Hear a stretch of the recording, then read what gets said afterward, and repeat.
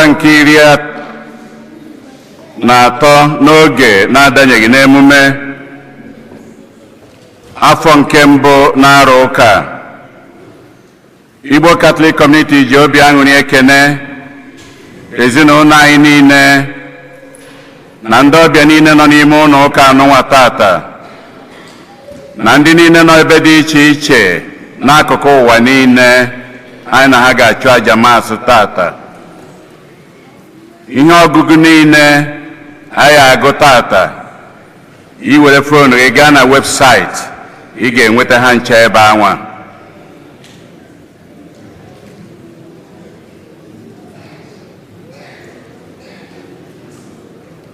Na aja nke maasị tata, Poliume na ezinụlọ ya na-enye Chineke ekene n'ụzọ pụrụ iche ka ụmụ ha atọ zikọrọ nọdebe Chukwu na wee zam Poliume. Chineke si wee tụnye ha ncha ugo mmụta. Ha na-ayọ Chineke ka ọ na-agọziwega ha na-edu ha na ndụ ha. Philomena Ọkpala na-enyekwa Chineke ekene maka ngọzi ya na mma ya n'ebe nke na-arọ nke disku yi ya nke gwụrụ agwụ dị. Wee na-ayọ ekenekwa Chineke maka mmụọ na-aja ezinụlọ ha, wee na-ayọkwa nchekwaba odudu Chineke n'isi ezinụlọ ha. Ezinụlọ Amụchie na-ayọ ka Chineke were aka o ji agwọ ya ka o nedata n'isi nwa ha Ezira Ọmụle ka o si na-akwa ya nke ya were kunie. Giovanni Odim na-enye Chineke ekene n'ụzọ pụrụ iche ka Chineke si sitekwara ya ofu arọ n'ime ndụ ya, wee na-ayọkwa mara Chineke ebere ya na ịhụnanya na ọdịmma ya ka o si etu a duru nyanwa durukwa ya na ezinụlọ ha na-aga. Kalista Ebere Ezeokoye na-ayọ ngọzi Chineke amara ya na odudu ya n'isi adị ya nwa ya nwanyị Akachukwu Testimony Ajebo, onye nke na-eleta mgbe eji wee mụọ ya, wee na-ayọkwa amara Chineke amamihe na ngọzi ya n'isi ya.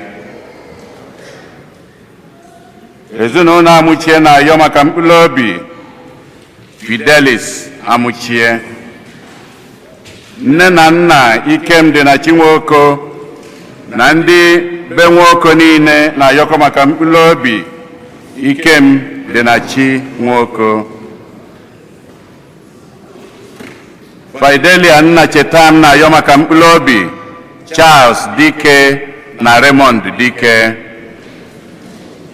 Monica Ogbuafọ na-ayọ maka mkpụrụ obi Stella Eze Okoli. Angela Mike Ofuegbu na-ayọ maka mkpụrụ obi Ugeze Jude Amade, wee na-ayọkwa ka Chineke na-echekwaba ezinụlọ ya niile. Ezinụlọ Ogoke na Ejike na-ayọ maka mkpụrụ obi Luke Sunday Ejike. Austin na Agatha Ọzọ Ibekwe na-ayọkọ maka mkpụrụ obi Maxwell Izichukwu Ibekwe.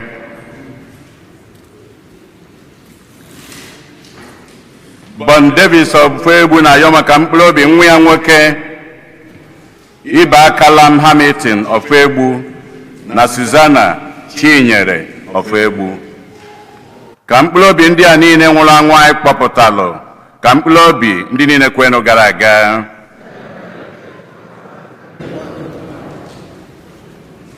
Onye isi nchụaja na aja nke maasị anyị tata bụ ụkọchukwu Jude Uche.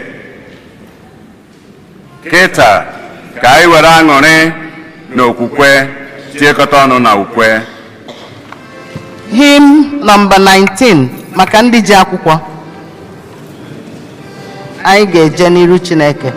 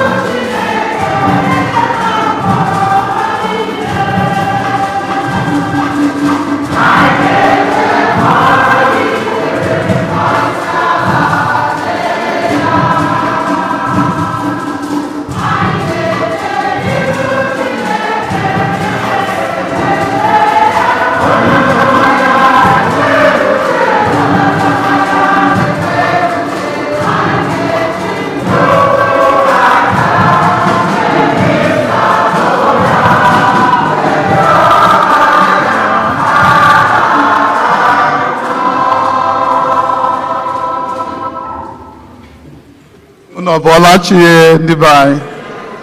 morning, everybody. In the name of the Father, and of the Son, and of the Holy Spirit. The grace of our Lord Jesus Christ, the love of God, and the fellowship of the Holy Spirit be with you all. Ọwụ Igbo, okwu Igbo ka anyị ga na-eyuzu. Mụnwa na-amụkwa ya bụ. Mụnwa wụ onye Igbo. Tata, ụka kpọkọnatara anyị na-ajụ anyị ofu ajụjụ. Ibu ndụ ibu, kedu ka gị na ya si eje? Ibu ndụ ibu, kedu ka gị na ya si eje? Mụnwa na-ajụ onwe m ka m na-aga na-achụkwa na-atụgharị ibu aha m bụ. Mụnwa amagha nke ibu. Onye ọ ga-azara onwe ya. Kama ọ dị mkpa ka ị ga-aghọta, ọ na-akpọ anyị tata na-asị anyị bịakwute ya. Ọwụ na ibu ahụ, ọ bụ na ị nọ atụ ụdị afọ ahụ, ọ bụ sọ gị nọ, enwere ebe ị nwere ike izuru ike, a refuge, a place of rest. Ọhịa o ji dị mkpa na ịmụ ibu ịmakwa nka gị na ya si eje ka ọ ga-awụ. Whenever you have an encounter with God, as we are, this is not a joke. To be in a worship is not a joke. The Mother Church has a reason for inviting us to be here. And we must make use of this opportunity. We can't miss it. Ọ maka njọ gbara anyị gburugburu ka anyị ji echezọ mgbe niile na Chineke anyị na ya nọ, na ọ na-akpọkwa n'anyị, ọ na-anyị nso. Ka anyị wezie n'ohere nụwa nyecha na akọ na uche anyị yọọ Chineke maka mgbaghara njọ.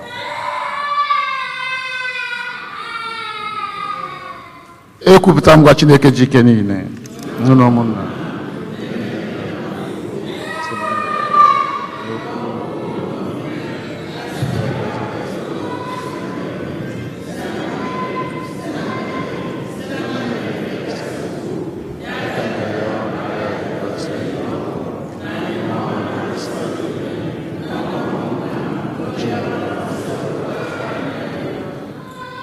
Chineke ji ike niile meela anyị ebere, gbaghara anyị njọ anyị, dula anyị na ndụ ebe ebe.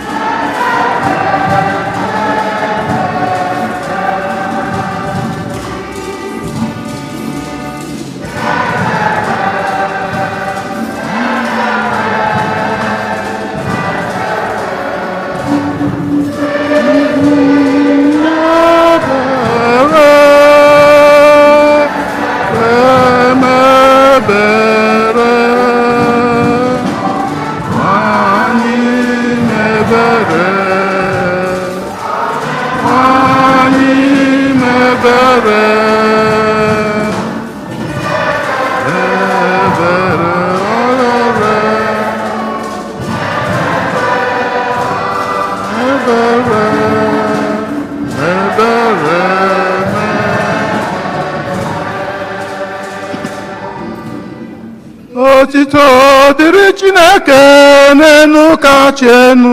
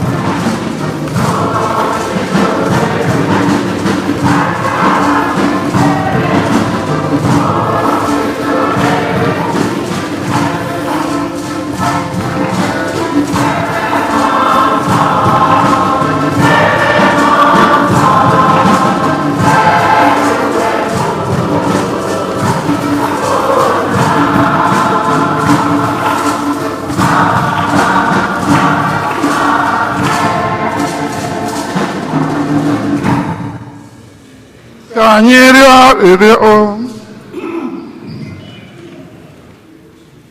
Chineke anyị, site n'irube isi nke Jesu nwa gị, ịkụlitere ụwa dara ada.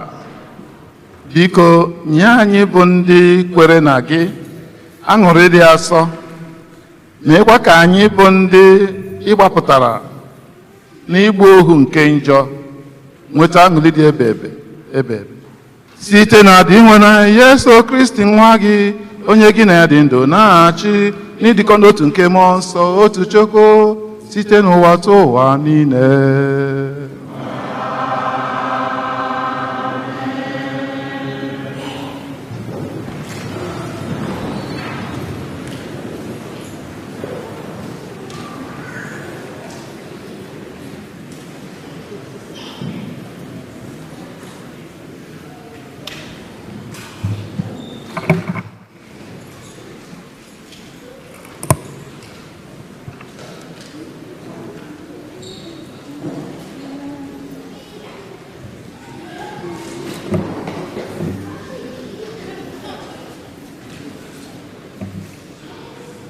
Ihe ọgụgụ nke mbụ ewetara n'agha akwụkwọ onye amụma Zekaraya, onye amụma Zekaraya.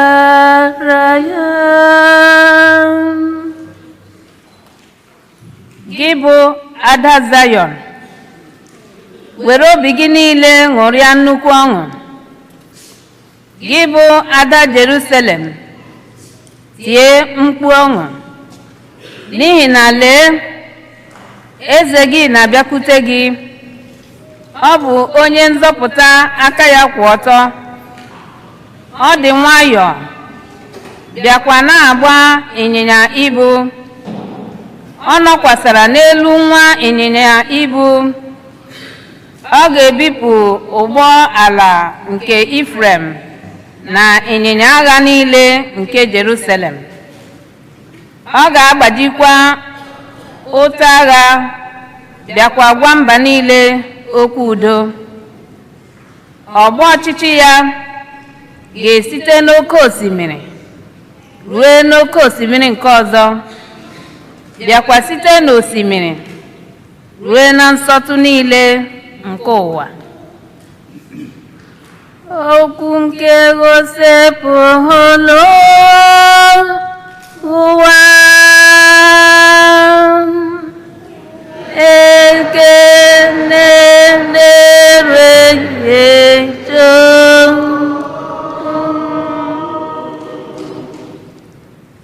abụ ọma na azịza.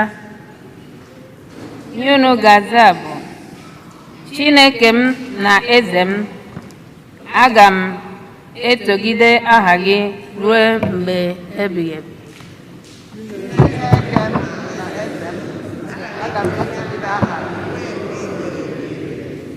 Chineke m na eze m, aga m etogide aha gị ruo mgbe ebighị ebi.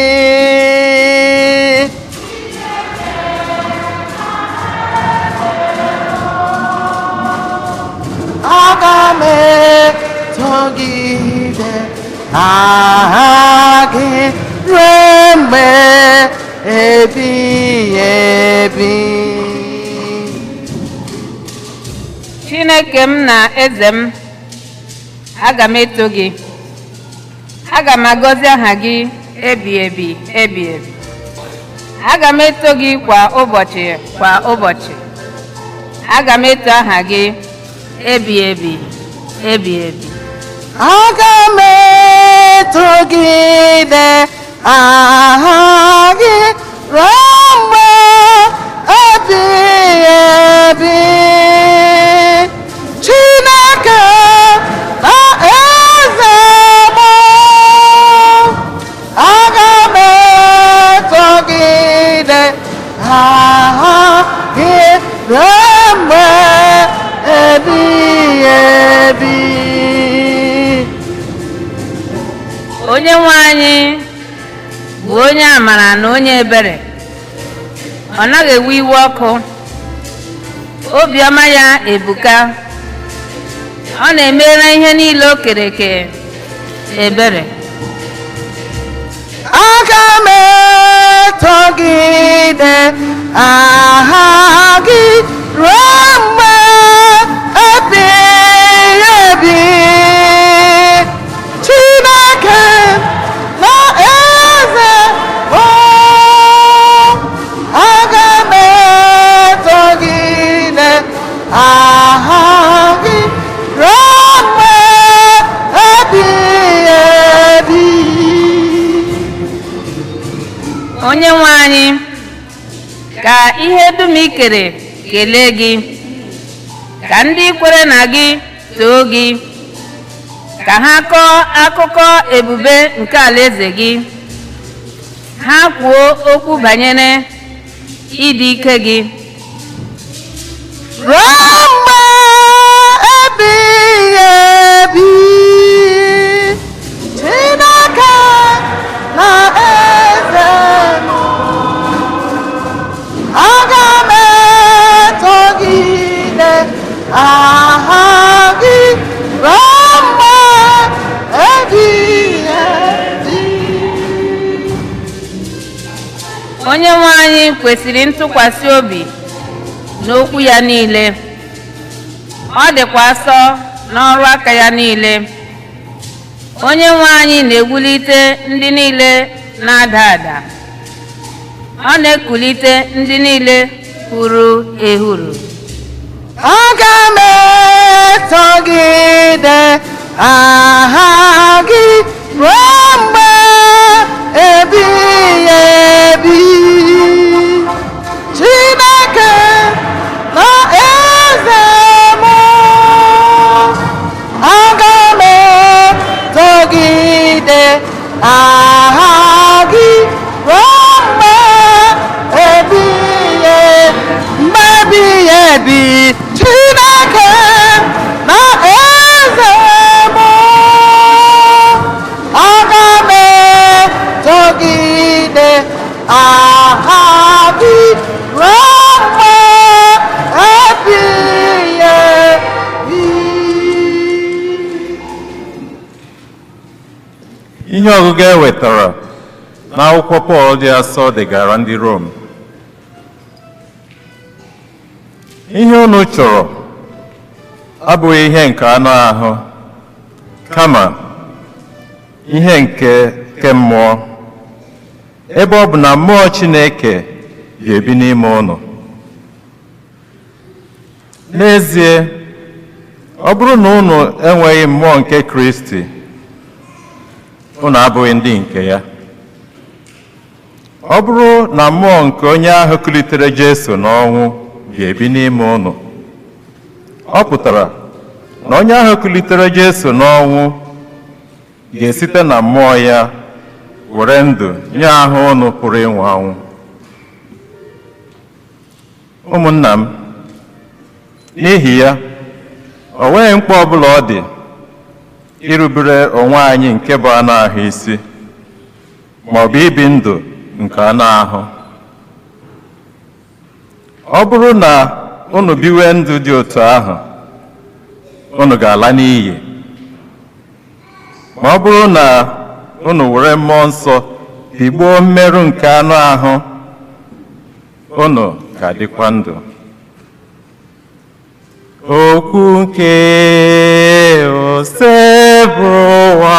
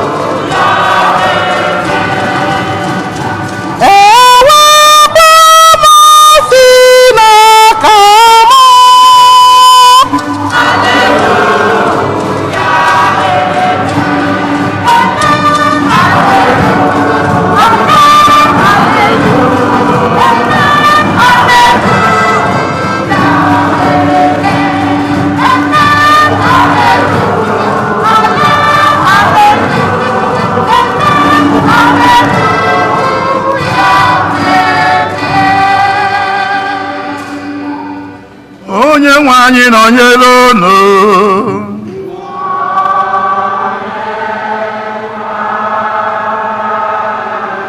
Ihe ọgụgụ nke a si n'oziọma dị asọ nke Matiu dere.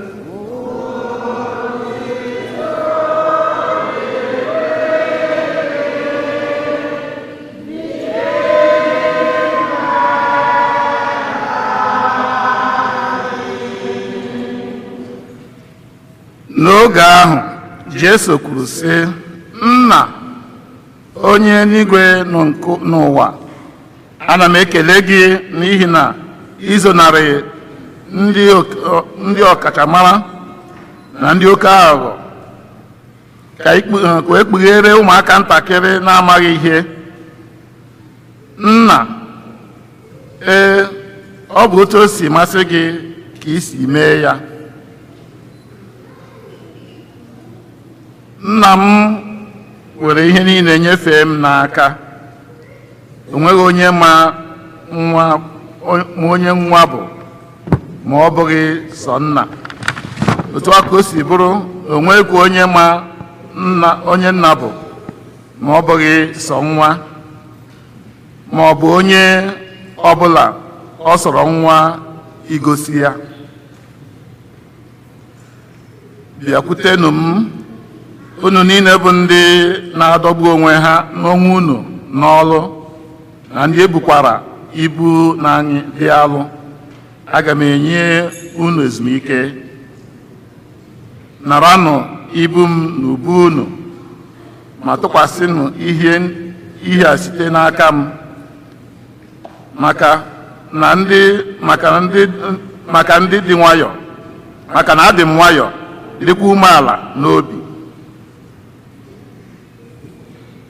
Mmụọ unu ga-achọta ezumike.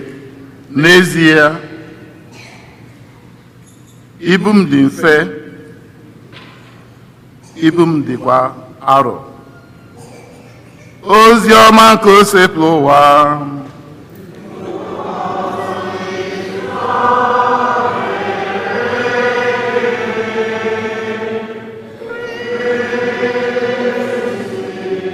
Ka anyị si n'ozi ọma ya na onweta mgbaghara njọ.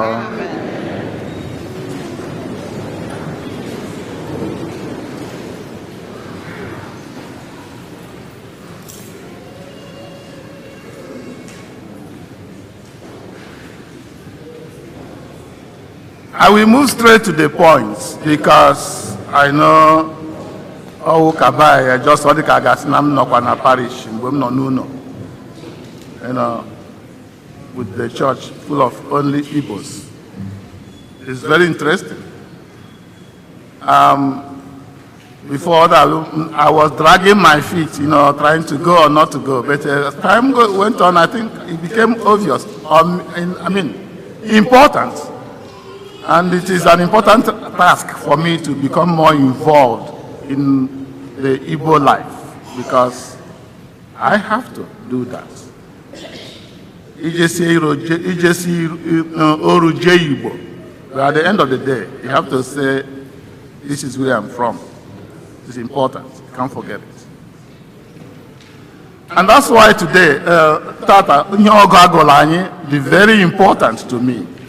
First of all, let me warn you, I don't preach. I share my own experience. It's very important for you to understand. I'm not here to preach to you. I don't preach. Because the very struggle you are doing is the same thing I'm doing, as St. Augustine would do.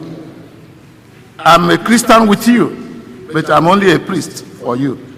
So don't think that I'm in heaven. I'm not in heaven. I'm still like you. Every day is a struggle. And I would like to give a shout out to the parents, our mothers, Ndinna and Ndinna. I'm very, very happy with you. Because you are better than me. I want you to know that. You are better than me. I can't do what you do. Yes, you call me father, but actually you are the father, the real mentors. It takes two to mentor people. Things you do, I don't think I would do them. The patience, the things you do in the family, everything you see every day. So every time I start, I always want to thank the parents. I thank all of you. And the same thing as young men and young women that are here. I'm happy you are here. Just don't call it going to while away your time. Actually, you don't have time, because no time belongs to you. Time belongs to God. You have no time. Don't think coming to church is a way of whiling away your time. And it doesn't matter because how tall and how beautiful and how handsome you are. You putting your pocket in the hand, or your hands in the pocket and staggering around as if you are drunk. But that doesn't help you. Anyway, it's important, but I praise you for coming. Thank you. Let us give them a shout out. Thank you very much. Thank you for coming, because that's why we encourage the fact that you want to go to church with your parents. Your parents are all the more energized. Let's go. Let's go. So please, be giving them that happiness. They deserve the happiness every day. They deserve it every minute of the day. And that will be your greatest job. Something, if you didn't do any other thing, but if you can keep your parents happy minute by minute, that will be one thing. Very good job. So please, don't forget to exercise that. Keep it, mommy, are you okay? Daddy, are you okay? Just know that I'm here, that mommy, I'm here to support you. Anyway, but is it true? I want to thank you, all of you, for all your contributions and all you are doing to keep us going. But today, the first reading, from Prophet Zechariah, but there's a reason for that. This is, the prophet reminds people we are in exile. We are suffering. Remember, they were in Babylon for so many years, 400 years, over 400 years. And the people coming back are the remnants of Israel. And they were afraid because they have lost their root, they have lost their connections. And these are Jews living in Palestine, in Greek Rome, during the Greek time. Okay, Emperor Constantine. It's important. They were struggling, they struggled, they suffered. They were under the yoke because they were nobody. Nobody regarded them as anybody at all. So, instead of he's coming, you have a Messiah, a meek one, John humble, very simple one. It's coming, he's going to be like you. Look at it. A Messiah may elect governors, may elect representatives, people from among us. Hebrews 5. The priest is among you, is your brother, one of you, taking to represent you before God. He takes your prayers to God and brings your answers from God to you, God's grace to you. That's why, bless me, Father, bless me, Father. When you say it with meaningfulness and seriousness. Bless me, Father.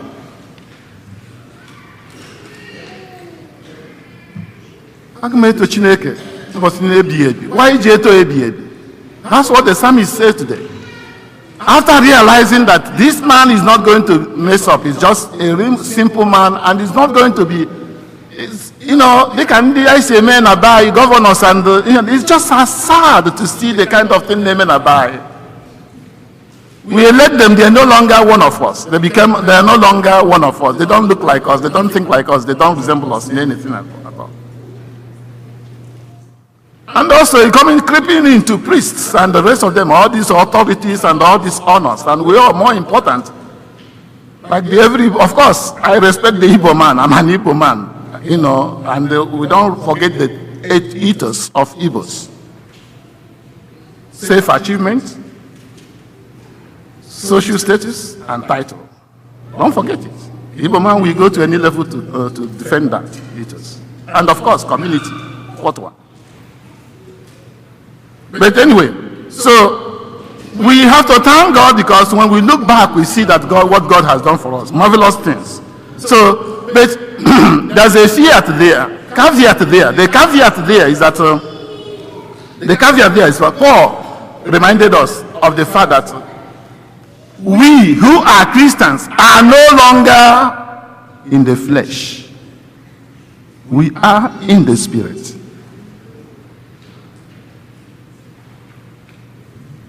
We are no longer in the flesh. Ọ bụrụ egwu agba a na-achị ọtọba n'aka wee na-eme gịnị na-agba, ịbụ a Christian. ọ bụrụ egwu a na-achị ọtọba n'aka gwụrụ agba beta ihe megwere ka ga-asị ọ dịzi ofere ọ dị ofere awụrụzie ihe Martin Luther ji wee gaa demonstration on the issue of how much he donated, how many things he did, and the rest of the things, and controlling the church and controlling the priest. We forgot why we are there. We forgot why we are Christians. People who are to live like Christians, Christ-like image, everywhere. Go out to the whole nation and make disciples. Whoever believes, baptizing in the name of the Father, the Son, and the Holy Spirit.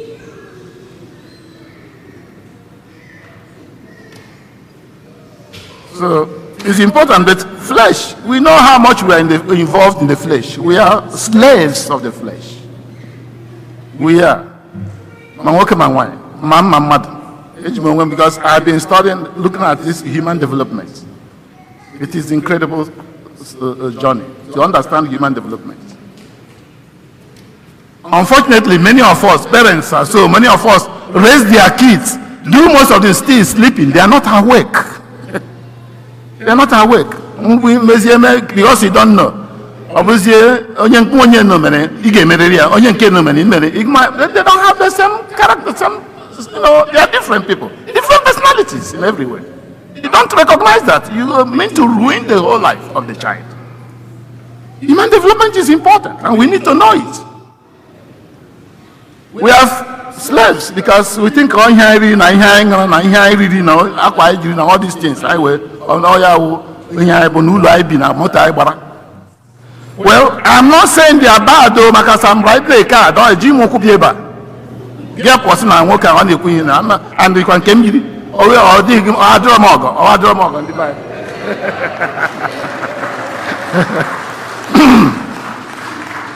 But at the end of the day, I have to go and keep it. It's for celebration in the church, for a purpose, divine worship. So Paul reminded people that everything I name in spirit, everything I name which make monster bidore, ndi nine monster nedu jayama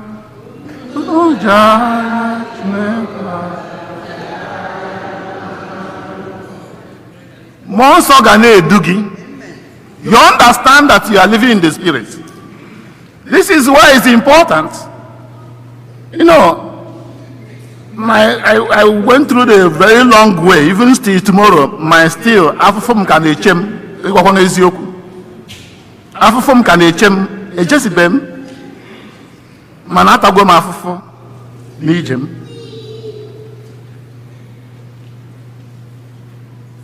You see, a good Buddhist understands the importance. If you want to be peace, you have to become peace yourself.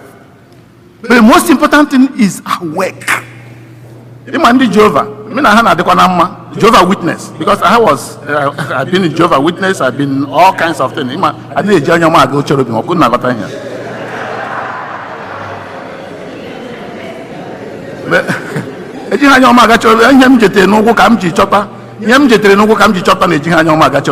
I'm from here.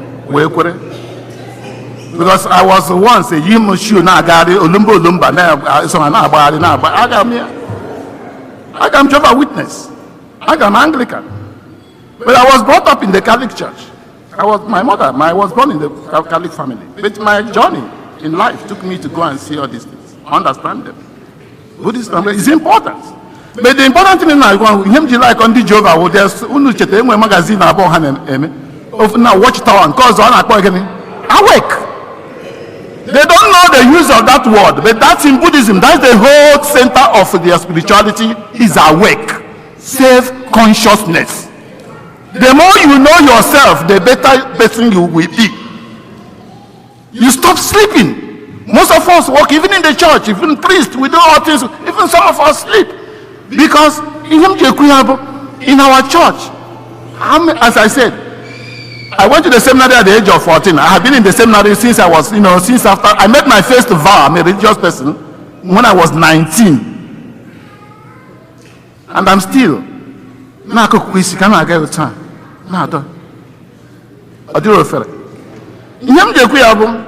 ịma na chọọchị anyị ihe na-emegbu anyị abịa na agụ n'ihe ọgụgụ nke a gbe nke a mee nke a agụ prayer anyị nwere many of us nwere books of prayers pieta nke a na nke a anyị kpewe ekpechaa kperozi anyị sa anyị ekpesiana, but you never had the opportunity to ask ekpere a mkpere ebe dị ka ọ nọ n'ime ebe where am I part of this prayer?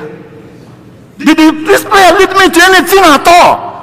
Where am I involved in the prayer? What is this prayer coming from me? My favorite prayer is Psalm 23. Am I hear Psalm 23?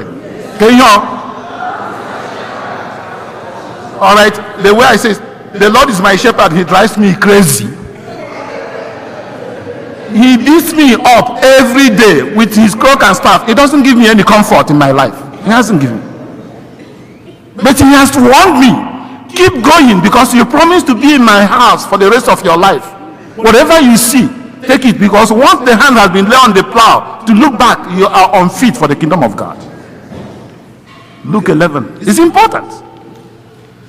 I will stop there because if I stay here, otherwise I will go over the time I require. So it's very important.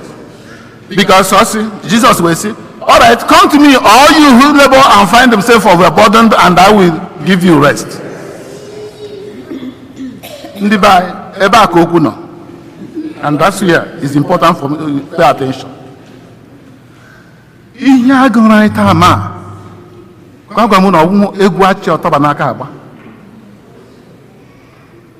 Those who have medical mind and experience will understand what I'm saying.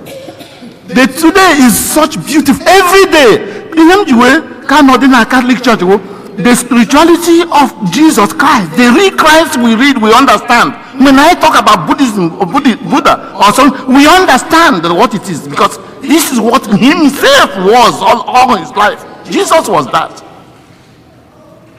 Today, the church is reminding you of your health care. Your health care. We are already traumatized. Our bodies are traumatized. And our head, brain is in the sense mood, stress mood. Fight, flight, and freeze. Oh, you're just saying, long time on your come to me. Did anybody tell you that you are talking about your health in your life in the church? 25% of Americans are between mild and moderate or extreme depression, anxiety, loneliness, and other painful symptoms due to stress.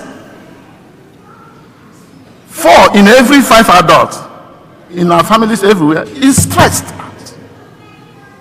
4 out of 5 people. Approximately, all the things, all the diseases we have are related to what? Stress. How related the state-related diseases we are suffering? Or cancer, or blood pressure, or high blood pressure, or asthma, or ulcers, or colitis, or asthma. Even they are all related to stress. Because I am here, you know why you are. Unmanaged stress leads to abuses of all kinds, whether it is house abuse or child abuse or personal neighbor abuse, all due to stress related things. And because of stress, many of us, many families are undergoing financial crisis because of stress. High blood pressure, pancreas, pain, how many every day? I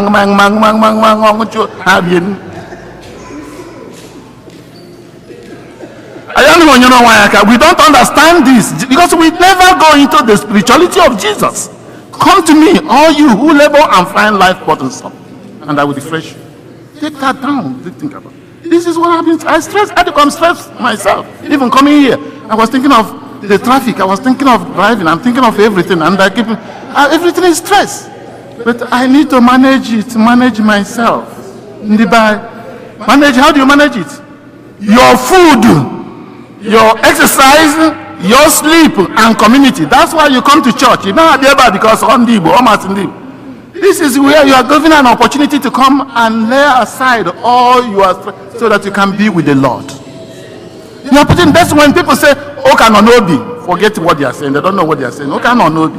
Oka no Nobi in terms of a relationship with God, personal relationship with God, which is vertical. Horizontally is their community. Nineri, food is health and wealth. If you are sick, you are dead. You don't have any money. All the sugars you now consume no wa. These are all connected with lifestyle. That's why we are dying. We are aging before our time. TV TV.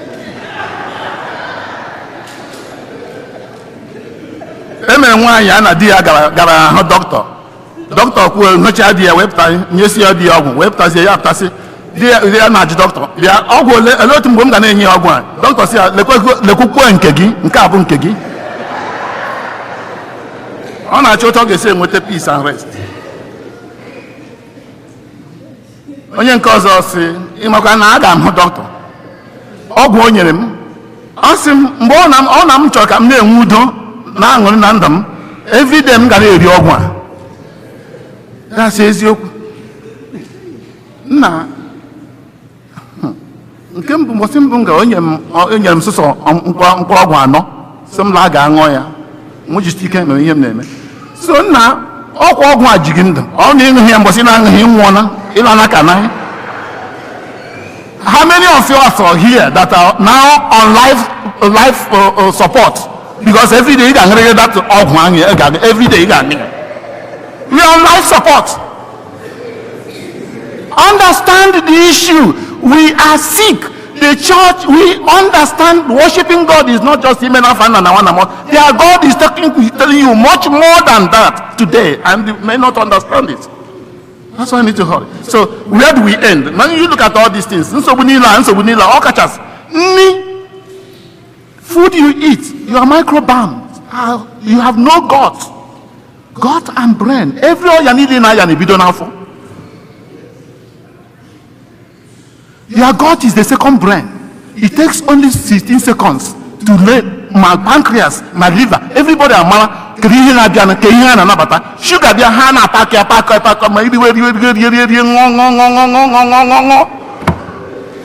oh yeah, yana call irichum give a champ, give a carriam. Irichum, iricarium, give a carriam.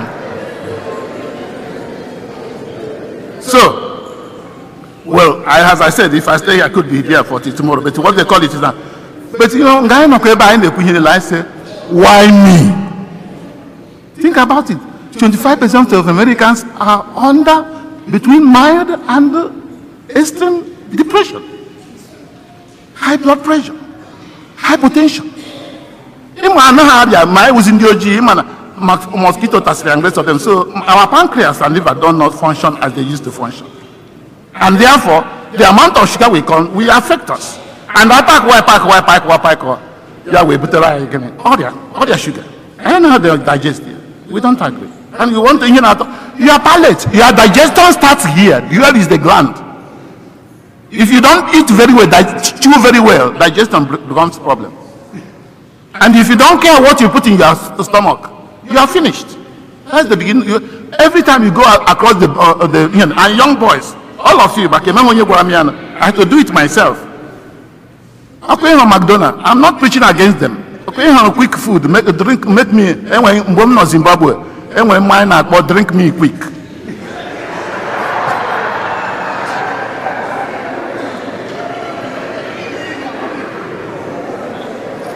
Drink me quick. Drink me quick. Maka, and when he go tell beer, whiskey, and so on. So what they do? Ha ga sie nke ha, esisi nke ha na-esi akụ ekwe ahụ bido nkwa onye ndị ha si ebe ha na-asị na-abịa ha na-abịa na-agba ndị nwaanyị ha sichara di ya ha sie drum na-aṅụzi ha na-aṅụ ya ha na-aṅụ agba na ha ṅụrụ ịṅụcha It's just some of them are not survive for 6 months. Oh God, you gotta go on. You gotta go McDonald's, go Windy, all these things across the. Oh my, give them gone on for me donut or they can hear it. They can go near him. Donut is like you are sugar, making sugar and drinking directly. It will kill you. It will cost you anyway, as I said. But him now, I may say, why me?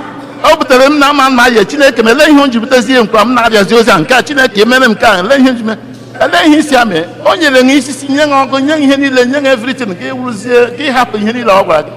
But I may not struggle because don't tell me what to do. I'm a big boy, I'm of age. Age has nothing to do with the wisdom of life. In age, therefore, never government natural age, camera. Igagam court, igagam koro, igapo tax. 3 reasons for the age. How old are you? Is to know whether you can go to prison and go to the court and answer for yourself. Go to prison if you committed the crime, and to pay tax. If you don't pay, IRS will come after you.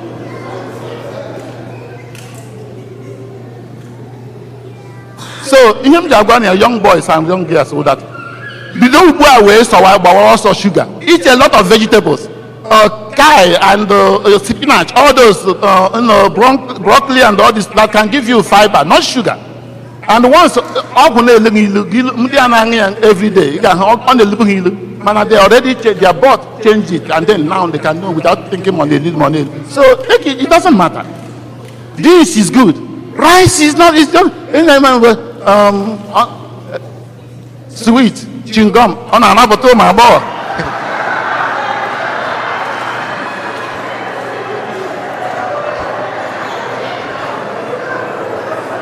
Anyway, I better stop. All right, I stop. Let's go. So, boys, inyem na agwa gị bụ inyem na agwa unu bụ otodiri Jesu. Inyem na agwa unu bụ enwere onye African American no Muhammad in those days in the 90s or 80s. On a robot with first African American professional tennis player. He won a lot of land slams. Otto Robert Ashe. Ogomesha where Yazie Oya in the 80s, Yazie AIDS. On here, Budian. But you know, what AIDS are one surgery, Kahamene, blood age change, blood contamination with the one or Zumba. Come on. Mbondi Maran and the Yanaja, why Jamaica, why Chineke, was taking car. Okay, how about it? Yes, he has stopped.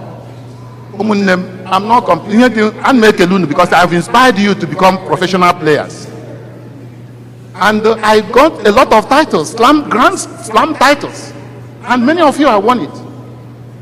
When I'm the book up and they were title and now club now come and when I'm going to Chineke, why me? I think I'm now young, come now to Chineke, why me? Oh, those are the things. You are not a loser, you are a winner. If things happen in your life, if you don't win, you learn. There is everything to learn every step of the way. Lessons of life to learn every step of the way. Don't start crunching or grumbling and saying they did not. Use the situation and transform it. That's what you say. We make and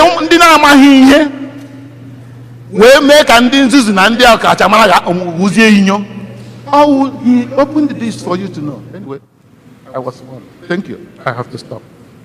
Because take care of yourself. Don't look at the readings and say, oh, God taught us a lot of things, especially speaking about our health. Come to me, all you who labor and find life burdensome, and he refresh you.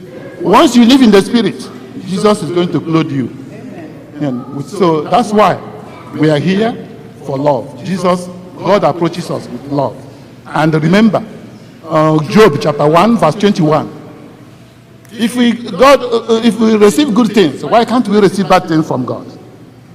God giveth, and God has taken away. Glory be to his name forever. In the name of the Father, the Son, and the Holy Spirit.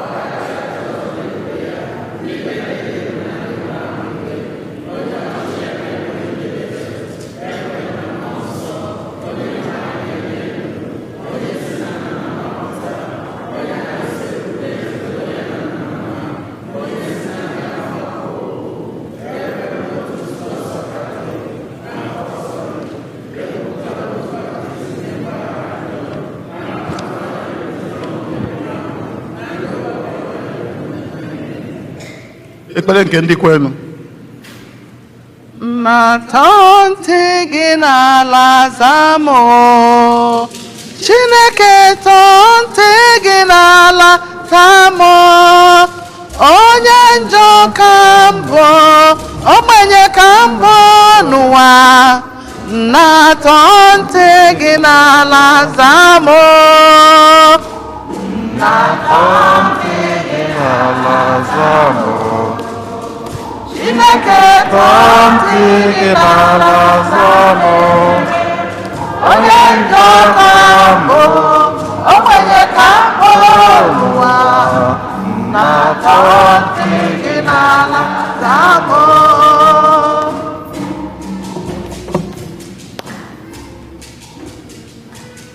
maka ndị nọ n'ọkwa ọchịchị n'obodo anyị, ka ha were obi ebere na ịhụnanya na-elekọta ndị niile jiri ndụ ha chụọ àjà n'ịrụrụ obodo Amerịka ọrụ. Anyị arịọ gị dị nwe. Abụ m onye njọ n'ụwa, ogbenye ka mbụ n'ụwa, nata ntị gị n'ala zamụ.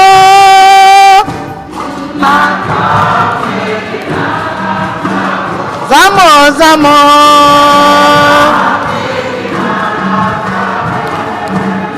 onye njọ ka mbụ, ogbenye ka mbụ n'ụwa, nata ntị gị n'ala zamụ. maka ndị otu Kristi, ka ha jupụta na mmụọ nsọ were na-arụ ọrụ dịka ezigbo ndị odibo Kristi. Anyị arịọ gị dị nwenụ. Abụ m onye njọ n'ụwa, ogbenye ka mbụ n'ụwa m, nata ntị gị n'ala zamụ zamụ. Zamụ Chukwu.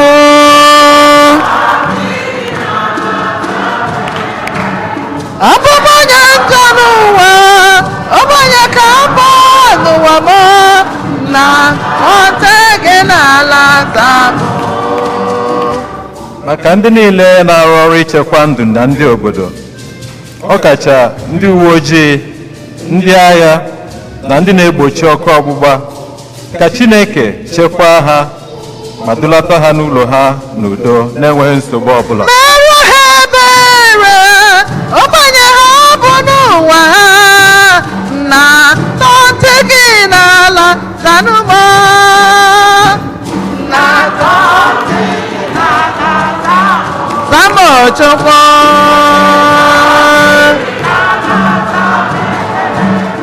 Abụ m onye njọ n'ụwa, ogbenye ka mbụ n'ụwa.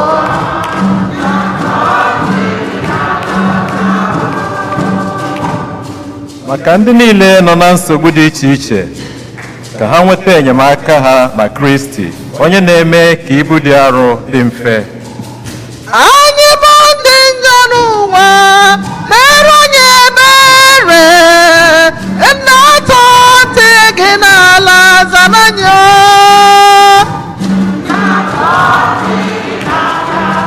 Zananya Chukwu. Papa, onye dị ọka mbụ, ogbenye ka mbụ n'ụwa m, nata ntị gị n'ala zamụ. maka ndị ọgbakọ okwukwe anyị a bụ St. Eugene, ka mmụọ nsọ na-edu anyị n'ịbawanye n'okwukwe na ike na ndụ anyị. Mere onye ebere, mara anyị njọ, nata ntị gị n'ala zanya.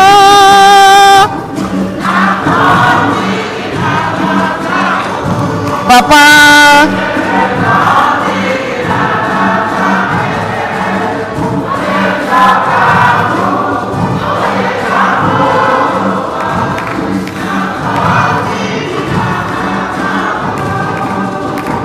maka ndị nwụrụ anwụ, ọkacha ndị anyị na-echeta n'ụzọ pụrụ iche na Maasị taa, ndị nwụrụ n'ọgbakọ anyị n'ihi ọdachi dị iche iche, ka ha keta oke na ebere n'aka Kristi.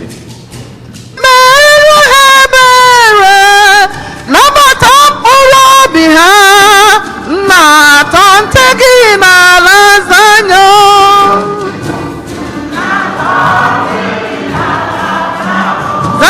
Chukwu.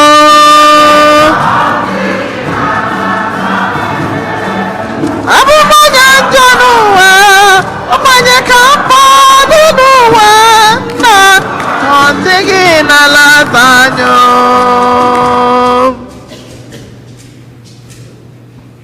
Ka Ihunachi si tinyekwa mkpa ndị ọzọ, nkachasị ndị na-ebu ibu dị ya na ndị onye dobe, ka ha mata ka esi ahapụ ya n'aka Chineke. Onye na-akpọ anyị n'ịhụnanya were ịhụnanya na-asị anyị jisi ike tawa afọ anyị na-ata because anyị nwere nchekwube. We belong to him. We don't belong to the flesh. We belong to him in spirit. Let the spirit lead us to a better lifestyle, better management of our lives, better understanding of who we are, and be awake, consciousness of what we do and where we are, what we are every minute of the day. With all this, Lord, we know you answer our prayers and continue to answer them. In the mighty name of Jesus Christ, we pray. Amen. 39. Hymn number 39. Janye ya ekele.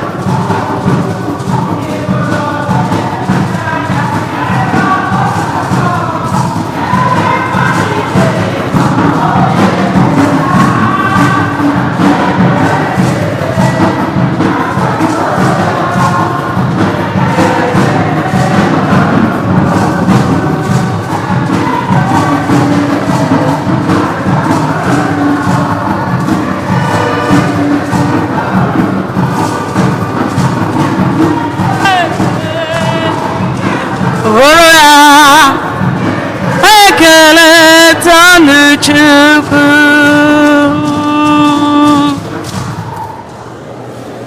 Kele Chineke ja ya mma, ekele iri mma, onye kere ụwa onye ọma, onye ọma.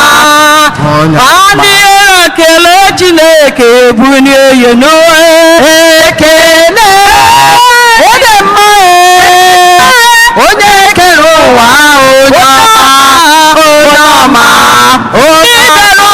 Kele Chineke janụ ya ma mma, ekele ede mma, onye kere ụwa onye ọma,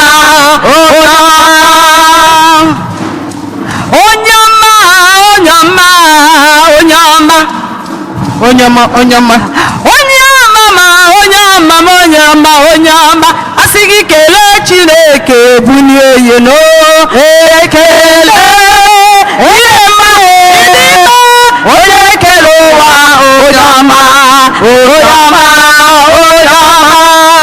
Ihe ebube mele, ihe ebube mele, ihe ebube mele, ekele ya o, ihe ebube ka anyị kelee ya o, ebube mele ya o, ebube mele chi anyị o, ebube mele ya, anyị kelee ọmụmụ Maria o, anyị kelee nwa Josefle, kelelu kelee ya o, ebube kelelu kelelu ya o, anyị kelee ya o, anyị kelee ya o, anyị kelee ya o, anyị kelee ya o, onye na-ebuli elu nara ekele, anyị kelee gị o, anyị kelee gị o, anyị kelee ya kelenu ya o, anyị kelee ya kelenu ya o, anyị kelee ya kele ya o, ihe ebube emela,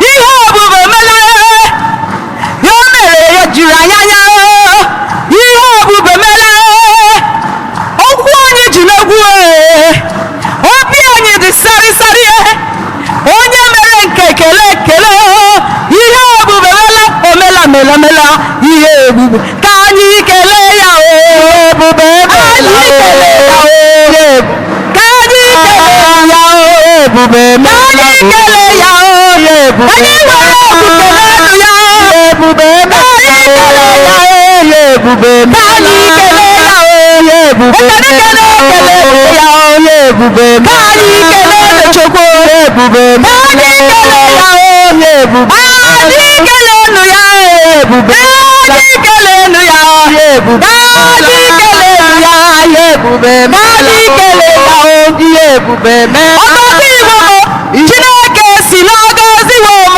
ebi ebi o, agọziwo m Chineke, agọziwo m ebi ebi, agọziwo m, agọziwo m ebi ebi o, agọziwo m Chineke si n'agọziwo ezi chimle, ezi chimọma ezi chimọma ezi chimọma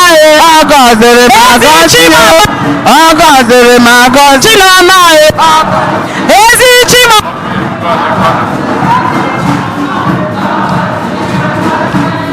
Ọ gọziri ha gọzi, o tinyekwara ugo, o buliri ya elu, ọ gọzi ezi chimle, ezi chimle, ezi chimle, ezi chimle, ezi chimle, agọziri m agọzi yo. Ị ga-asị m efe na ya, ọ bụ gị ga-emere m ihe ọ na-emere m, ị ga-asị m efe, onye na-eme mgbe emeworo ya ihe na-ayọ ya, ị ga-asị m efe na ya, ọ gị ga-emere m ihe ọ na-emere m, ị ga-asị m efe na ya, onye na-etinye ugo tinye nwa m ugo mmụta nyọrọ ya, asị m efe na ya, ọ gị ga-emere m ihe ọ na-emere m, ị ga-asị m efe na ya, onye na-ebuli iwe m enu m na ya ya, ị ga-asị m efe na ya, ọ gị ga-emere m ihe ọ na-emere m, ị ga-asị m efe na ya.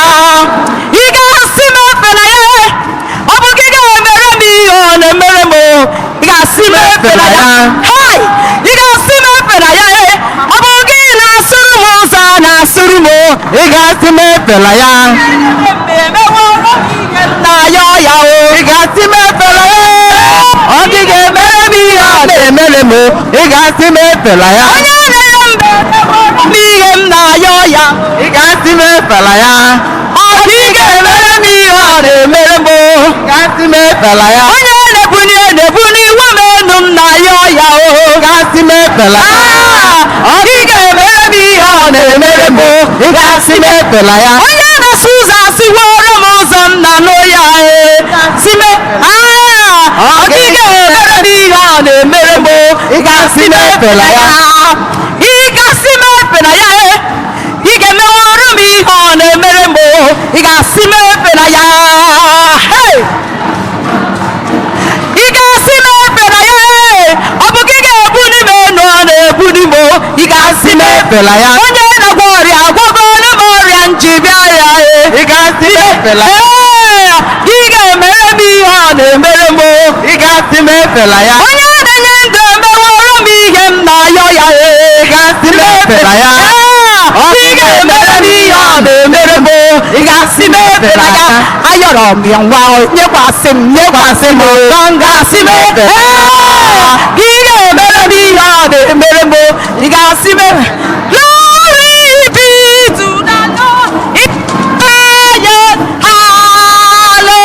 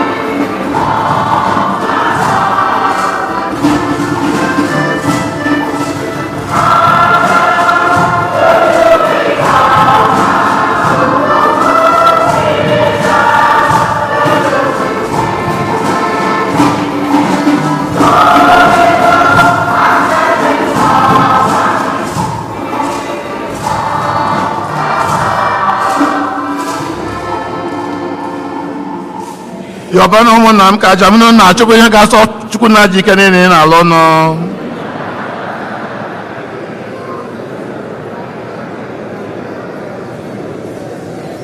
onye nwe anyị biko mee ka aja nke a anyị na-achụ maka otuto nke aha gị sachaa anyị site n'ụbọchị ruo n'ụbọchị ka ọmụmụ anyị bụrụ ihe ga-ewetara anyị ndụ nke ga-akwụdobe anyị maka eluigwe site na Kristi dị nwe anyị nọ onye nwe anyị nọ n'elu unu welite n'obi enu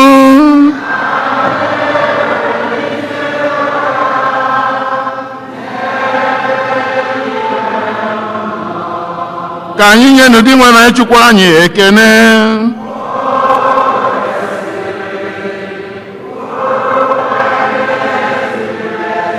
o kwesịrị ezi ebukwa ihe ziri ezi na azọ ndụ na anyị ga-enye gị ekene oge niile na ebe niile o na dị nsọ Chineke jike niile onye dị ụwa tụ ụwa site na Kristi dị nwe anyị nụ onye site n'obe ya na mbilite n'ọnwụ ya zọpụta anyị na njọ na ọnwụ ebe sitekwa na ya kpọbata anyị n'ọkwa dị otito nke anyị ji bụrụ agbara ahọtara ahọta ndị nchụaja dị n'ọkwa eze mba dị nsọ ndị Chineke wetara onwe ya ka anyị bụ ndị si n'ọchịchị ịkpọbata n'ihe nke gị dị ebube na-ekwupụta aka ọrụ gị n'ụwa niile.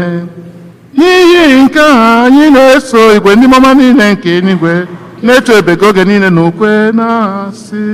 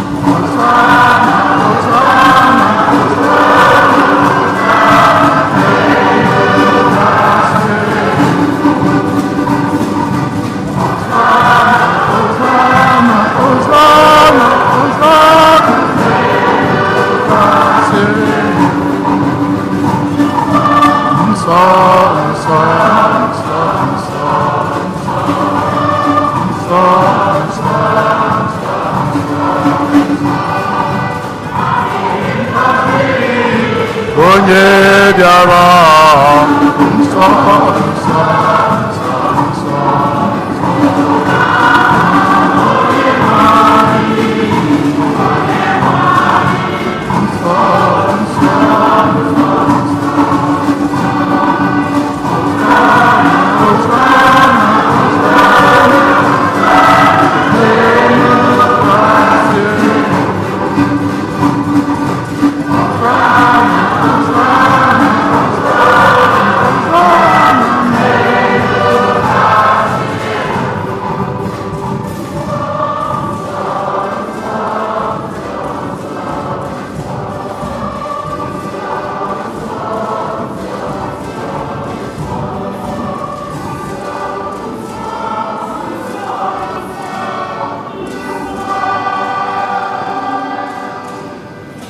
nna anyị dị nsọ ezie sọ gị na-ede ihe dum nsọ anyị na-arịọ ka ido onye ndị a nsọ site n'ịkwasa ha mmụọ gị ka ha wee ghọrọ anyị ahụ na ọbara nke onye nwe anyị Jesu Kristi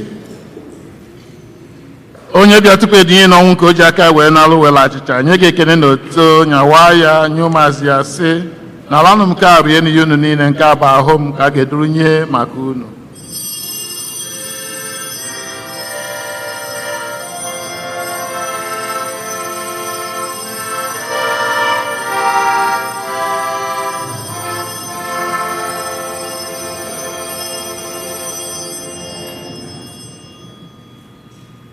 otu ọkwa ka o si mee mgbe ha richara nri anyasị o buru iko ma nyekwa gị ekene na otobinye ụmụazị ya sị nalanụ m nke a ṅụọ n'ihi unu niile nke a bụ iko nke ọbara m ka ọgba ndị ọhụụ dị ebe ebe a ga-agba ya n'ihi unu na n'ihi mmadụ niile ka e wee gbaalụ njọ na-emenụ nke a na ncheta nke m.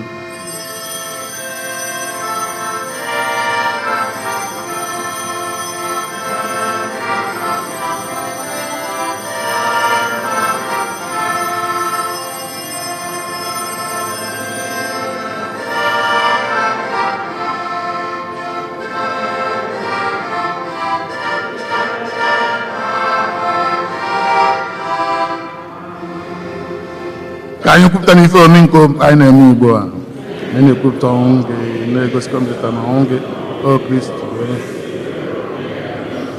nna na ncheta nke ọnwụ na mbilite n'ọnwụ nke nwa gị anyị na-ebunye gị acha nke a dị ndụ na iko nke nzọpụta anyị na-ekele n'ihi ikwe ka anyị dị mma ịkwụ n'ihi ikwu na-efe gị anyị ji umeala arịọ ka anyị bụ ndị na-ata ahụ n'ọbara nke nwa gị bụrụ otu site na njikọ nke mmụọ nsọ. nna cheta nzukọ ọ gaziri ụwa niile mee ka ịhụnanya gị jupụtara ya gọzie popu anyị bụ Francis na bishọp anyị Jose na ndị ofe ọta gị niile ndị kwekọtara n'iru n'ebe a. chetakwa ụmụnne anyị ndị ji okwe wee gaa n'ezumike nke ọnwụ kpọbata ha na ndị ọzọ niile nwụrụ anwụ n'ihe nke ebube gị biko meela anyị niile ebere ka anyị soro Virgin Maria dị ngọzi nne nke Chukwu na ndị apọstụl na ndị niile ndị nsọ gị niile ndị mere uche gị n'ụwa were keta ndụ ebe ebe ka anyị sorokwa ha na-eto gị na-edo gị ebe site na Kristi Jesu Kristi nwa gị. Ihe niile ekere eke na-eso ya bụ Kristi na-esikwa n'ime na n'aka ya na ịdịkọ n'otu nke mmụọ nsọ na-enye gị Chukwu na jike niile nsọpụrụ na otito niile site n'ụwa tụ ụwa niile. Mụ na ka anyị were ekpere na onye nzọpụta anyị kụziri anyị wee kpọkuo Chukwu nna nna anyị nọ n'eluigwe, ka ọchị gị bịa, ka emuche gị n'ụwa ka esi eme ya n'eluigwe. Nye anyị tata nri nke ụbọchị anyị, gbaghara anyị mmefu anyị dịka isi gba ndị mefere anyị, ekwena ka ekwe nna ya ma zọpụta anyị na njọ. Zọpụta anyị na-arịọ gị osepụ ụwa na-ajọ ihe niile, were ebere nye udo n'oge nke anyị site n'inye aka ebere gị, ka zọpụta anyị na njọ oge niile. Anyị were gbalahụ nsogbu niile, were nchekwube dị nsọ na-atụ anya maka mbịaghachi nke onye nzọpụta anyị Yesu Kristi.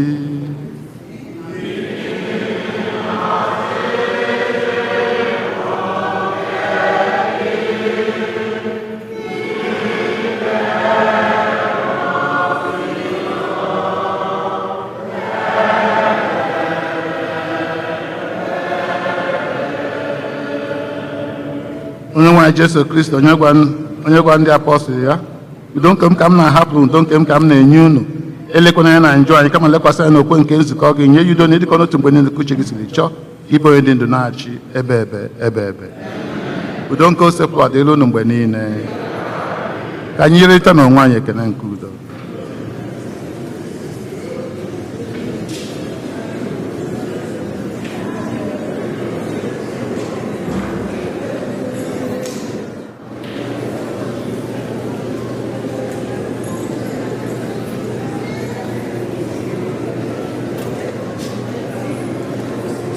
Agnus Dei,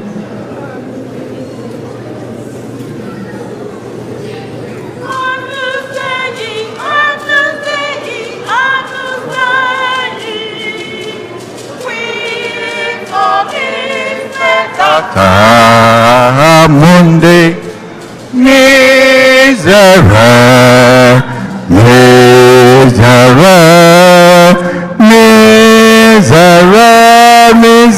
Miserere, nobis.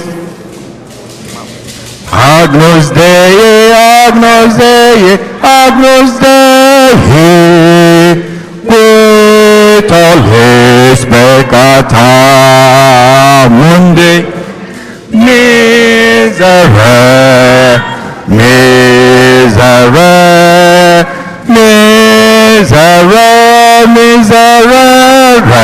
nobis.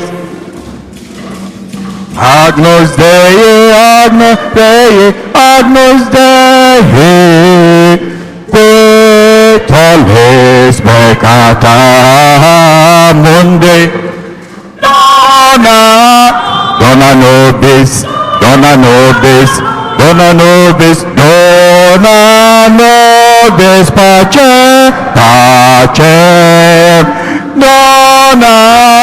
dona nobis, dona nobis, dona nobis, dona nobis pace.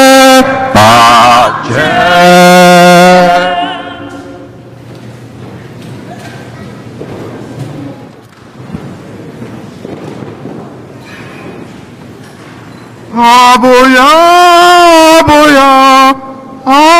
bụ nwatụrụ Chukwu.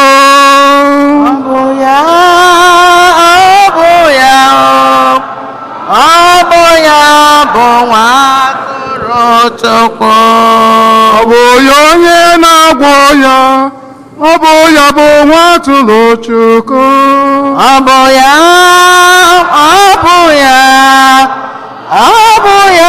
bụ nwatụrụ Chukwu. Nenu nwatụrụ nke Chukwu na onye na-ekpochapụ njọ nke ụwa. Ihe niile nwere isi ọma bụ ndị akpọ n'oli nke nwatụrụ Chineke.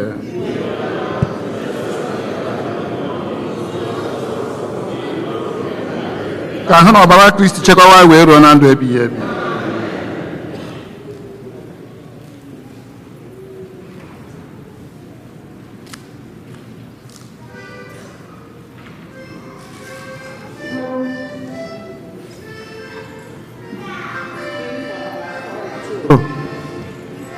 number 42. Bịa onye nwe ụwa Kristi dị mma.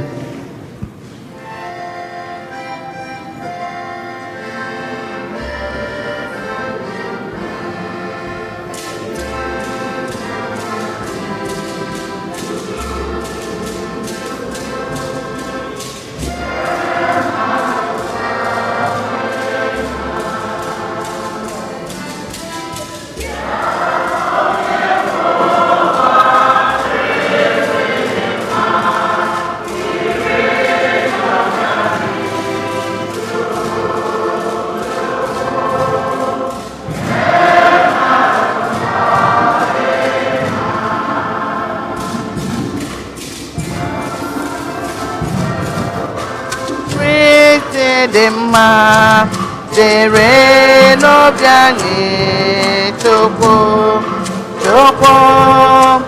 mee mmadụ ka ọ dị mma. Kristi biko bịa.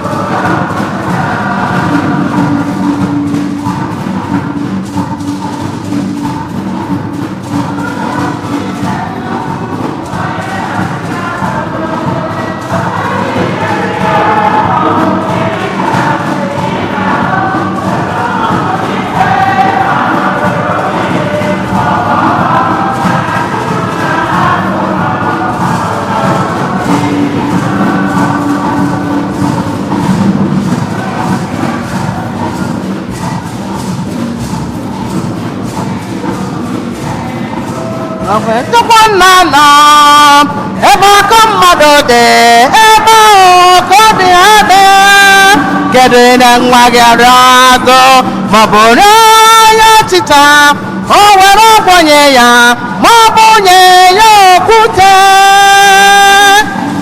were n'onwe gị nye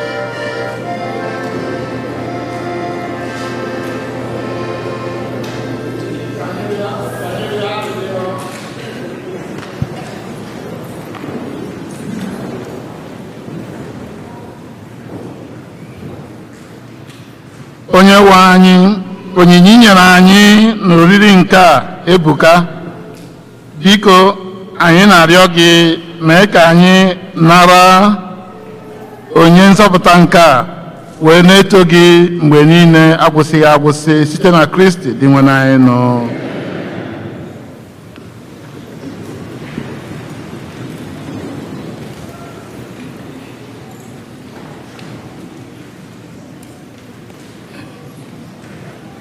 anyị nwere obere ọkwa onemone ma tupu m na-aga n'iru anyị nwere second collection. ndị ushers ga-eke envelopes keta ọ bụrụ na ha kesie anya ha ga-anakọkwa ya. ọ bụrụ na ga adịghị nkwadebe tata iweta ya n'ime izu ụka anụ anyị nọ n'ime ihe ma ọ weta ya ụbọchị ụka ọzọ. ha kesie ya ha ga-anakọkwa ya. The second collection bụ Peter Spence collection.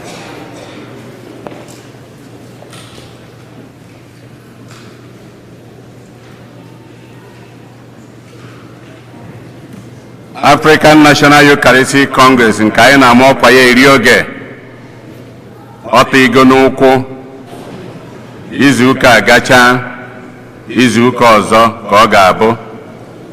ọ bụrụ na mmasị ọkwa ozigbo mma akpọlite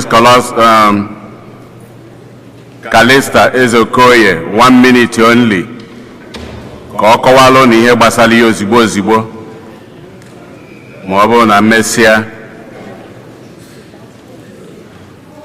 ndị ọ gbaragharị ihe ọbụla ha nwere ike ịjụ ajụjụ dị iche iche.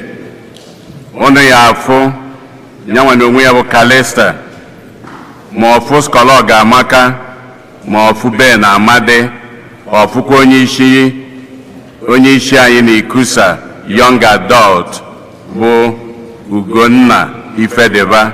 ha ya akọwara gị ihe niile gbasara ya. Otito dịrị Jesu. Biko, just to tosikwu quickly, as the youth coordinator for St. Eugene, representing them also na ANEC ebe a na-eje, ana m arịọ ndị niile na-akwado ịbịa ife a ka ha biko kụziere ụmụ ha etu esi adị on time, maka na ọ na-eme iru ebe ahụ akpọ St. Eugene agaghị afụ representation maka na ụmụaka gara ihe overnight nọ na-arahụ ụra. ọ gaghị awụ ezigbo ihe ya ka ntị ka m gwa parents biko gbaziere na ụmụaka unu ka ha bịa represent anyị ọfụma. ihe niile a sị na a ga-eme ha kwado onwe ha ọfụma. ụmụaka niile dị under 18 bụ ụmụ nwanyị. anyị nwabụ ndị ga-eme procession, Eucharistic procession. ha ga-eyi white werekwa veil. parents biko gotere na ha white na veil ha ga-eyi wee pụta. onye nke ga-emela anyị presentation biko anyị na-ayọ ka parent gee ya ntị n'ihe ọ kwadoro before na-apụta. ndị na-aka edere 4 questions asị ka ha dee ya. everybody dere ya nụ ga-enweta gift. so unu dị 50 dee ya, unu 50 of you ga-enwe gift, nwee certificate ka ọ ghara ịnwe apụta ebe ahụ wụrụ sọ ndị St. Eugene mmadụ abụọ ma ọ bụ atọ. M sị ka m mee ya na announcement because o nwebere only 3 people when the turn go in, the 4 questions only for youth under 18, mana other chapters 20, 30, everybody in the community. So apụta na akpọzi ha na-enye ha certificate, onwere onye ga-apụta na St. Eugene. Because parents help on your children ka ha wee nwee ike zaa the simple 4 questions a jụrụ ha. Na-ayọkwazi unu biko week a na-abanye bụ youth week. Onye parents kpọpụta na ụmụaka unu ka ha bịafụ ihe ibe ha na-amụta. Ndị nke nwere opportunity na-abịabụ mbụ ha ga-egosi unu ihe dị iche iche. Ndị nke na-abịabịakwa ha na mbụ ihe awa opportunity ịkpọpụta ha ka ha fụ ihe a na-eme, get involved na the community. On Sunday mgbe anyị ga-enwe unu ncha together, anyị na-ayọkwa unu ncha on Wednesday ka unu nọdụkwa there maka event niile anyị nwere. Oto dị unu Jesu.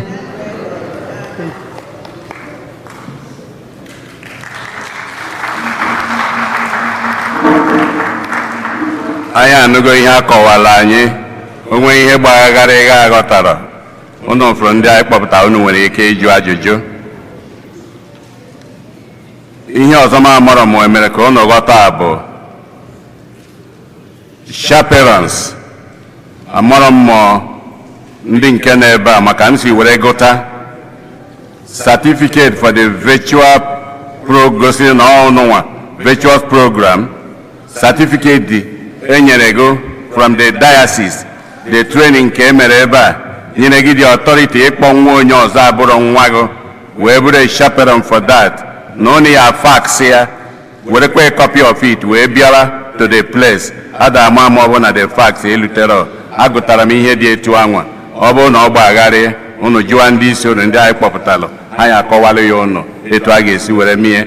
But ikwune na ga-ese ndị certificate na ọ dịkwa n'ụlọ na gị lozọrọ ya elozọ, ịma akpọ nwa aha were baa anywhere. Ka anyị ghọta ya aghọta, you are no more the chaperone and the child should not go anywhere. Ka anyị ghọta ya ọfụma. Akpọna mụnwa ike bodo, o nwere ihe mụnwa aka mụnwa ya enyere gị ebe anwa. Ụfọdụ ya ma enyere gị aka, o nwere onye ọnụ ya abịa ịnagaghị ya.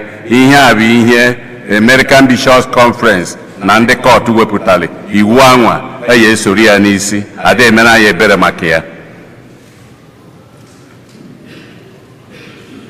Wee na-elotekwa ka a na-ekwu ofu ka a na-ekwu ọzọ. Ara na-agana, anyị nọ n'ọnwa Julaị, izu ụka abụọ ma ịtọ ka ọ fọlụ anyị abanye ọnwa Ọgọst. Kedu ihe anyị na-eme n'ọnwa Ọgọst? Harvest, oge onyinye, oge anyị ga-enye Chineke ekene.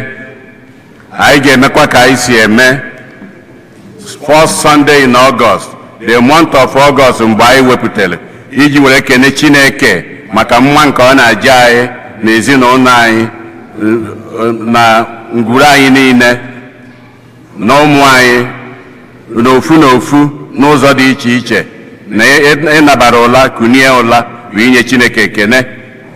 Ị na-agbagote ebe a, o nwere ndị agadi ya afọ ịgbagote steepụ abụrụ ha okwu, i were mara na gị nwere ịgbagote steepụ na ọ bụ inye Chineke ekene. Ihe eji enye Chineke ekene erika n'ụzọ dị iche iche. A sị na Chineke emegbuo ego, ị na-anya n'azụ efu na ndị ka mma erika. Ọnwa Ọgọst bụ Thanksgiving. Anyị lotere na anyị na-eme na zones, anyị lotere na anyị nwere groups, anyị lotere na anyị nwere towns and so on. Ụdị dị iche iche ka anyị kwadobe ya ka anyị si eme. August 1 or the first Sunday in August obido. Ụbọchị ụka ọzọ bụ Youth Sunday. Agam n'iru mma Chineke na-aja anyị na this community. Anyị emene Mother's Day, anyị emene Father's Day. Ụbọchị ụka ọzọ ka nne na nna wepụtalụ iji were tinyere ụmụ ha ugwu n'ụzọ pụrụ iche na Igbo Catholic Community. Ma ndị gụrụ akwụkwọ, ndị graduate n'ụzọ dị iche iche. Ọ bụ ụbọchị anwa bụ ụbọchị anyị na-asị Chineke daalụ site na onyinye nke agam n'iru site na ụmụaka nke enyere anyị, ha wee na-agakwa n'iru. Ọ bụ ụbọchị anwa bụ ụbọchị ha ka anyị kwadosie anyị ike. Ụbọchị anwa ka anyị pụta n'igwe ka anyị fụ na emeri ọfụma etu esi eme ya. Youth choir, young adult choir, Abasa, you have your practice agbasa unu chelu. The young adult and youth executives, onye chọrọ ịfụ unu ma agbasa ozigbo na the first 2 benches here immediately after mass. Anyị na-elotekwa akwụkwọ ukwe dịka a na-akpọ pages, ọ ka fọkwara $25 a copy. Anyị nezi n'anya ka ijiri onye ọzọ kedu akwụkwọ ukwe bụ ife ahụ, kedu page, i were nke gụ akpọ ọnya ịsageti ya soro ibe gị kwebe. $25 ụnụ afụ Emilia mmụọ mega ọ jụọ m ese ngosi gị onye ọ bụ.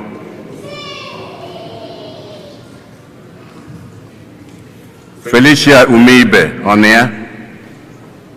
Felicia Umeibe, unu n'anya n'azụ, unu ya afụ mama ebe ọ nọ n'azụ ọkwụ ọtọ. Mama nke ya rapụrụ n'izu ụka anụnwa abanyelụ gwụrụ agwụ, mama ya arapụ. So anyị malụ ka anyị si eme na ọmata etu esi na nne ha afụbeghị go ịnọdere ana, anyị malụ ka anyị si eme.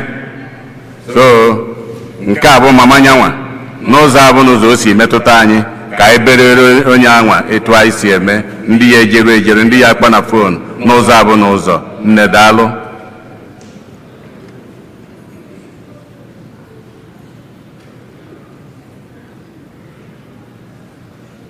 were ohere a wee na-ekene ndị niile na-enye aka ebe a n'ụzọ dị iche iche, n'ụzọ abụ n'ụzọ anyị si enye aka. Ndị tata bụ ụbọchị izu ha na-abịa ụka ebe a ha kwụrụ ọtọ. If today is the first time you are worshiping with us in this church, please may you stand. First time worshipers. Oh wow, look at him there, beaming with smile. Look at her at the back. Look at him. Oh my God. We welcome you. We thank you. Anytime you are around, 4 of them, anytime you are around, please come back and worship with us. Thank you very much. I were ohere a wee na-ekenezu ụkọchukwu nke kara anyị ụka tata bụ ụkọchukwu Jude Uche. Fada, anyị na-ekene gị. Anyị afụ na ụka nke ya na ọ pụrụ iche tata. Okwuchukwu ya nwere, ọ na-emetụta onye ọbụla, o metụtara anyị niile. Ọ gwakwa anyị ma nke anyị na-eri eri ma nke anyị na-aṅụ aṅụ, onye ọbụla gee ntị na ya. Ọkwa na eziokwu ya, Fada Uche na onwe ya bụ a Holy Ghost priest. Anyị na-akpa CSSP. Holy Ghost ndị wetara ya bụ from Ireland, ndị wetara anyị ụka pese n'ala Igbo. Ọ bụ a Holy Ghost priest. Ọ nọchago ma Zimbabwe na ebe niile were bịazi ebe a ọ nọ for a while. Anyanwụ na onwe ya bụ onye ụmụ obom, ndị na-asụ ụmụ obom ebe ụmụ obom dị na Ide Atọ North. Onye mara aka ọkwa mara ụmụ echi, all those area, that's where ụmụ obom dị. Ọ bụ ebe nyanwa si. Fada, anyị na-ekene gị ka anyị kụpụrụ na ya aka. Daalụnụ. Mụnwa na-ekenekwazi unu niile, ekenekwa mbido, ekene ndị nne, ekenekwe ndị nna, na ekenekwe mbọ niile unu na-agba ebe nụwa. Ọ ga-adịrị mma n'aha Jizọs. Onye nwe anyị nọnyere unu.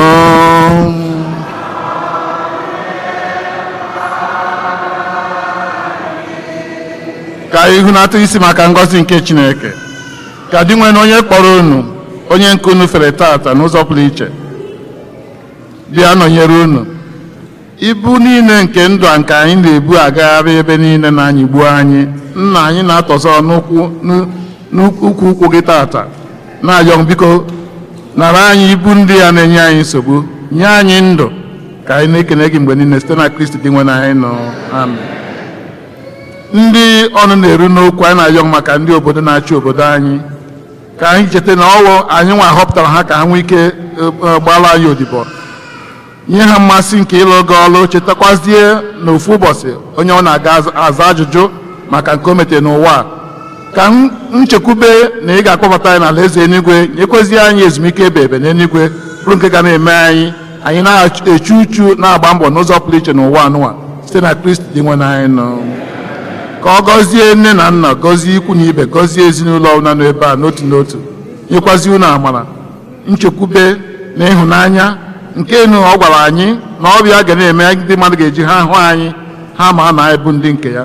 Biko gọzie anyị na site week niile anyị ga-aga ma ọrụ anyị na-arụ na ihe niile anyị na-alụ n'ụzọ dị iche iche iji wee wube alaeze gị n'ụwa anụnwa ka o wee nọdụsi ike ziri ebe ebe site na Kristi dị nwe anyị nọ. Onye nwe anyị nọnyere unu.